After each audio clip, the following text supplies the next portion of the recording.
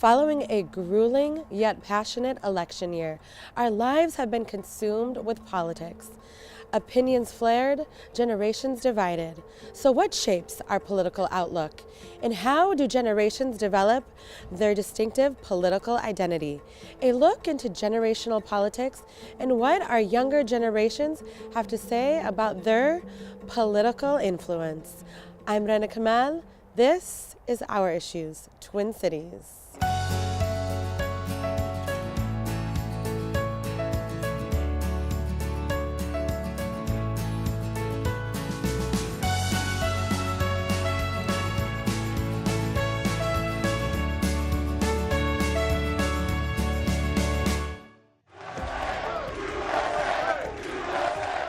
It was a historical moment that shook the nation. I've just received a call from Secretary Clinton. She congratulated us, it's about us, on our victory. After Donald J. Trump beat Democratic opponent Hillary Clinton in a sweeping win to become the 45th president of the United States. I think the election of 2016 really disenfranchised a lot of millennials, and I actually think the Republican Party is going to go stronger after this. I think the Trump election might galvanize some millennials, but I think his policies are going to have to galvanize even more. Following the results of the election back in November, we spoke to Hamline University poli-sci class led by Professor David Schultz.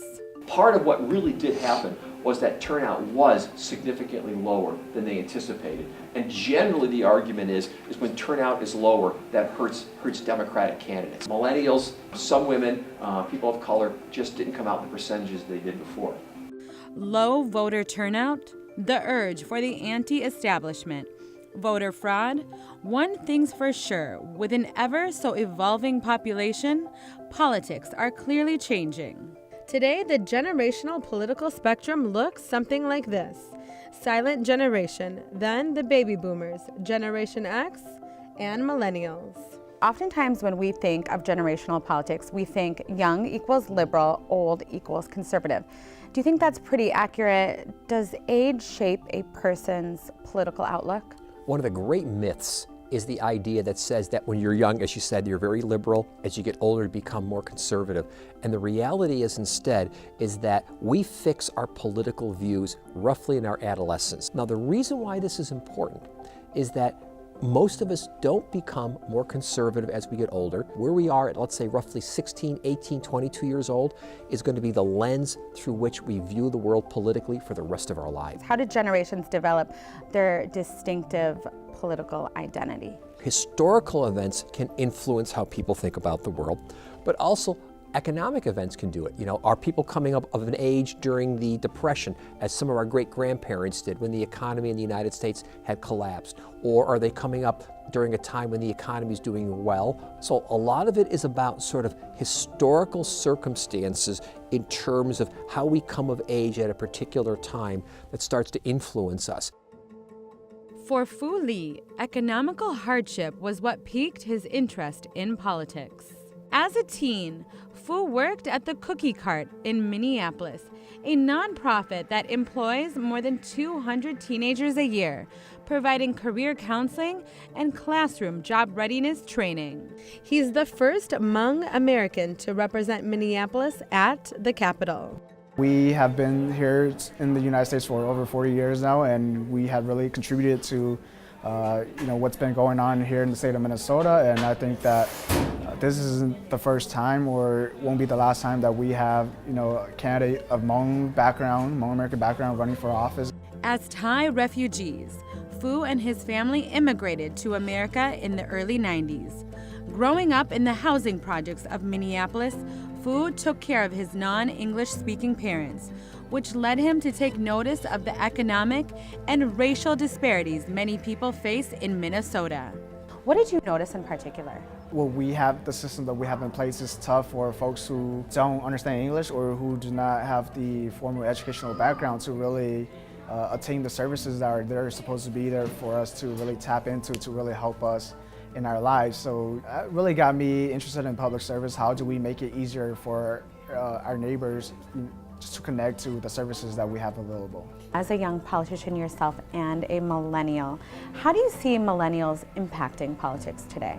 For millennials or for myself, I think that we really want to see change, or change that's really more faster or sooner than maybe the political process will allow. And I think that just contributing that into the different conversation or debate that we're going to have at the Capitol will be really interesting to see how we could start pushing legislation to really fix the issues that we see in our community. The young people are going to have a huge role in playing because they're the ones who are going to be leading the economy. Elizabeth Kautz is also breaking barriers. This year will be her 8th consecutive year as Burnsville mayor, one of Minnesota's most ethnically diverse cities.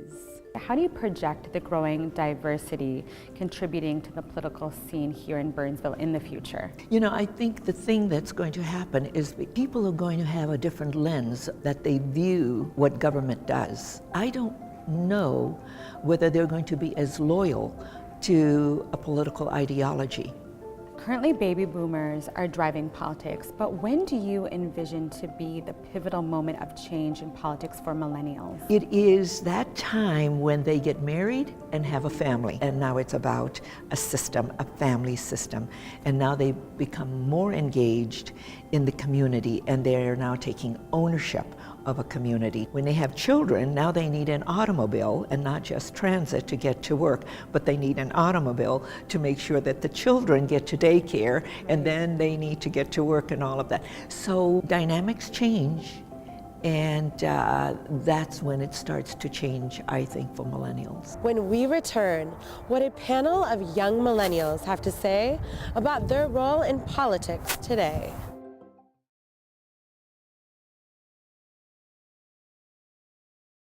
According to Pew Research, millennials are the largest living population, surpassing baby boomers. With a population of 75.4 million, millennials are defined as those ages 18 to 34.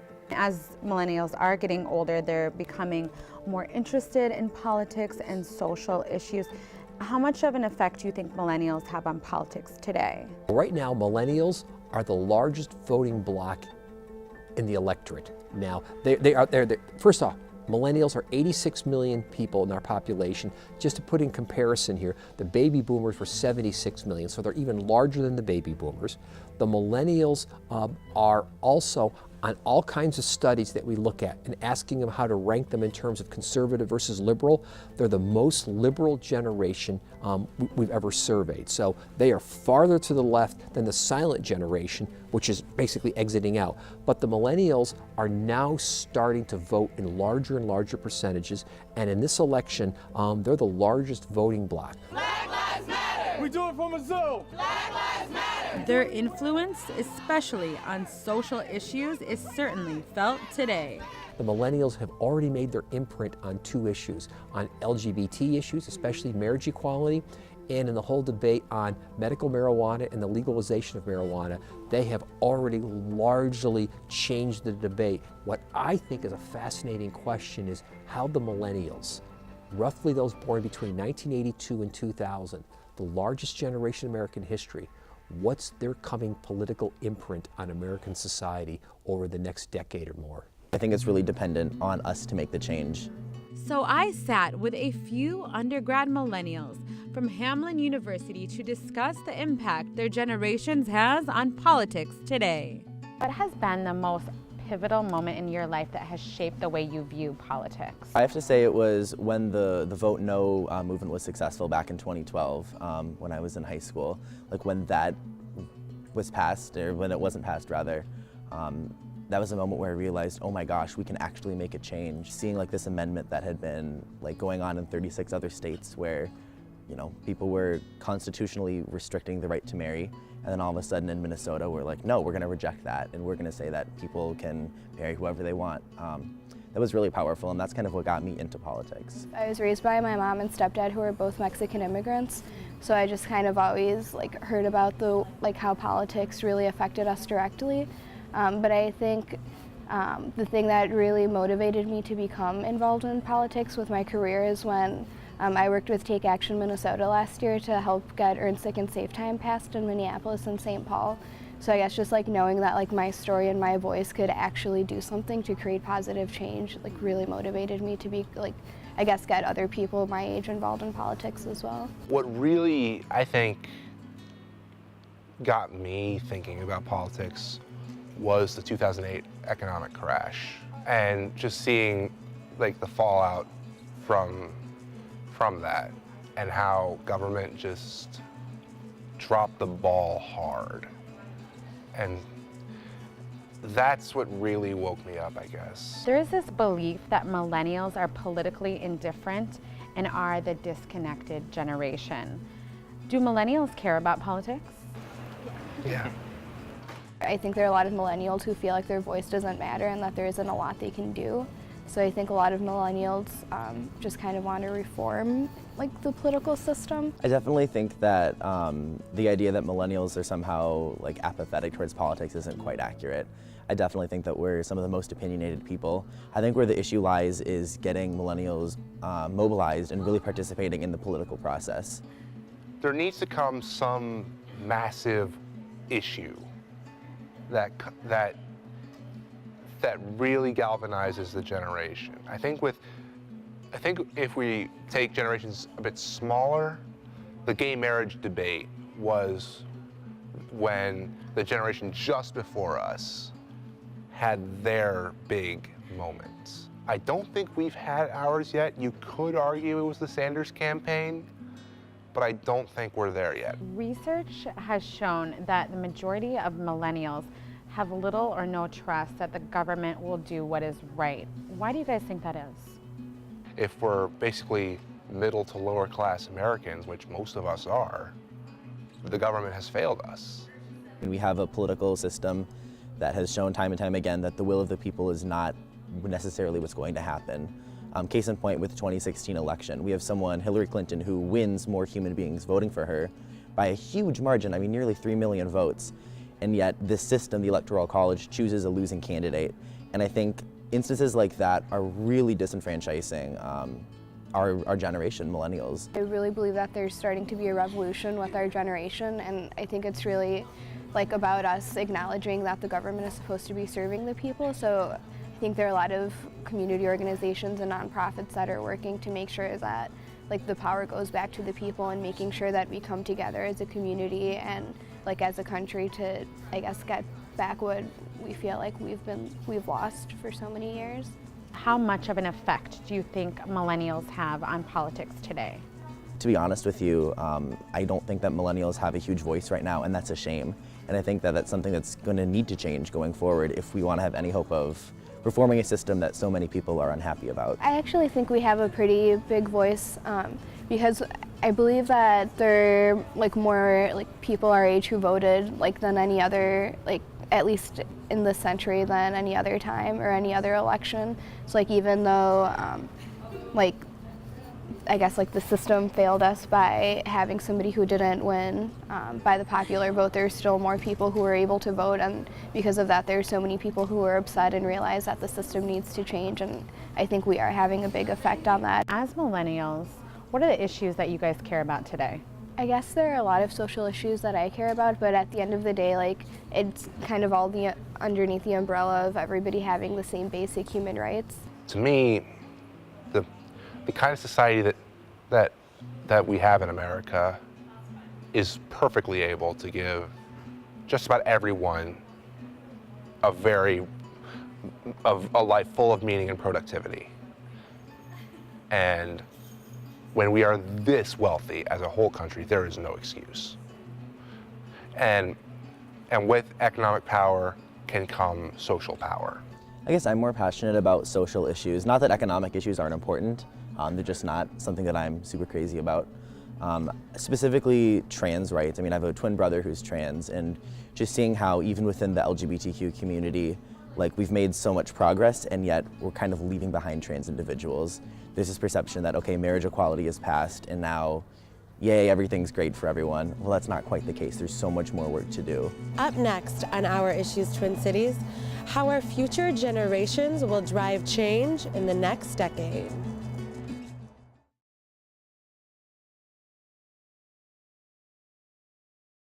The rapid rise of social media over the last 10 years has been a pivotal and monumental change in how we receive and distribute our news. It used to be, if you're running for president, the way that you had influence was through television. Modern presidency's all about TV. Obama made the transition to where now the new modern presidency is remade on social media. And the reason why I say that, there may be new appropriate avenues for the millennials to use Twitter, Facebook, all the different other social media tools as a way of trying to bring people together, to work together to achieve certain types of things. How much of an influence does social media have on millennials and their political ideologies? I guess our generation has just kind of become a generation where it's so much easier to explain how you feel in a more coherent way, over a message or on a status, but that way you're able to reach a lot more people than you might have been able to do just through a conversation, and you're able to share other opinions and other things that you also agree with through social media. I think we're reaching a point though that social media will stop being such a major thing. You're going to reach a point where, and you might see it already with backlash towards social justice warriors and people who don't seem to be doing anything but are talking a lot online. The next challenge isn't so much to post on social media, it's get in the streets, get people out there, get people voting. What other current issues do you think will be irrelevant or a non-issue in the next decade? I think it's going to be LGBT issues, it's going to be reproductive rights, largely fall away in terms of things being fought over. I think we're going to see immigration reform passed at some point. I think other issues that might be disappearing from our political system might be a whole other range of social issues. I mean, I think to a large extent, the millennials are defined by saying, it's okay to be whoever you are. It's okay just to be. And so the social issues, I think even for religion, just basic fights over religion, which I think have dominated our political system for a while, are going to fade. Millennials are the most moderate of the current generations. And because they're also the most racially and ethnically diverse, analysts believe politics will immensely evolve in the future. As millennials start to take over the reins, where do you guys see politics heading in the next 10 years? Definitely a much more democratic place. Like we said, you looked at the map of how millennials voted. It was very, very blue. So I don't want to say it's the death of the Republican Party, but it really looks like it's leaning towards a more liberal future. After Donald Trump and after millennials get to take over politics, I think it's going to be more loving, more accepting, and just more community and unity. I think things need to get worse before things get better. And I think the Trump election might galvanize some millennials, but I think his policies are going to have to galvanize even more. I hope we really care about gun control. I think that'll be a really big kind of millennials supporting more gun control, and then the people that are getting older kind of hanging on to Second Amendment type stuff. I hope that we're going to be more open about immigration and the legal status and allowing illegal immigrants to be able to become citizens. I think money in politics, because until you change that, you're not going to be able to change much else. And what about Generation Z? Where do you think that they're going to fit in politically in the future? This is a great question. Generation Z is referring to, of course, the post-millennials, right? Now, I've heard a different name for them, which is the digitals. The simple answer is it's too soon to tell right now, because we're looking at people born roughly between 2001 and 2000, and still being born 2016. The oldest ones are 15 or 16 years old. But clearly, that's a group. It doesn't seem like its population is going to be as big as the millennials, but it's still going to be even more racially diverse. It's going to be even more religiously diverse. And I suspect we're going to see, on the social issues, them very, very much aligned with their older brothers and sisters. One thing's for sure, the upcoming generations will begin to drive the change and challenges in America's next decade. What challenges do you think lie ahead for this country? I think that we really need to take a step back and see how we could really work together, because I think that at the end of the day, a lot of the issues that we care about here compared to other places in Minnesota, with regards to political philosophy, it may be different, but the end goal is the same. So how do we find that common ground and really work together towards that?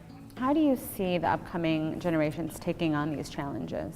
They're making the rules also as they go along. I think some of it that I had read and have seen and experienced with some of the young people, they're also very in tune with what's happening to our planet on a global basis. And they're saying, this is our planet too, and we're going to make sure that it is going to be sustainable long-term for me and my children and my grandchildren. Are you hopeful for the future of this country? I am. This country has always been always evolving towards greater things, and so we've been a great country, and it will continue to be great. The young people are going to have a huge role in playing because they're the ones who are going to be leading the economy. They're the ones who are making those kinds of decisions. It's young people like Phu, who was once a refugee in Thailand and now leads his community of North Minneapolis. What do you hope to achieve at the Capitol? My biggest goal is to really see how we could bring government back to the people, where when I'm out there door knocking, talking to our neighbors here, especially on the north side, they feel like a lot of the resources that we have available are not coming to them too. So how do we connect the people we have here with the resources we have at the Capitol and really push it for everyone here in the state of Minnesota? Millennials are the next generation of leaders. Their ability to influence politics will not only bring about change, but will set the stage for our future generations. Thank you for joining me this week on Our Issues Twin Cities. I'm Rana Kamal. See you next time.